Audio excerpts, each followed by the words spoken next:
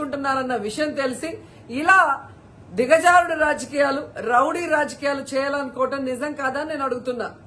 ఒకవైపు election commission మేము request చేస్తున్నాం, ఇలాంటి కూటమి ప్రభుత్వం చేసే ఈ దారుణాలకి ఫుల్ స్టాప్ పెట్టండి. ఎవరైతే ఈరోజు దాడి చేశారు, బూతులు తిట్టారు, కిడ్నాప్ చేశారో ఆ తెలుగుదేశం జనసేన నాయకులందరూ కూడా టీవీల్లో కనిపిస్తున్నారు. వాళ్ళందరినీ కూడా అరెస్ట్ చేసి వాళ్ళకి పనిష్మెంట్ ఇవ్వాలి. అలాగే ఎన్నికలు, డిప్యూటీ మేయర్ ఎన్నికల్ని ప్రజాస్వామ్యబద్దంగా నిర్వహించాలని ఈసీని డిమాండ్ చేస్తున్నాం. అలాగే చంద్రబాబు నాయుడు, లోకేష్, పవన్ కళ్యాణ్ కి తెలియజేసుకుంటున్నాం, మీకు ప్రజల పక్షాన నిలబడి ప్రజలకి మంచి చేశాము అన్న నమ్మకం ఉంటే మీకోసం ఎవరైనా వస్తే వాళ్ళతో రాజీనామా చేయించి మీ పార్టీ గుర్తు మీద మీరు ఎన్నికలకి వెళ్ళండి. 3 పార్టీలు ఉన్నాయిగా, బీజేపీ, తెలుగుదేశం, జనసేన.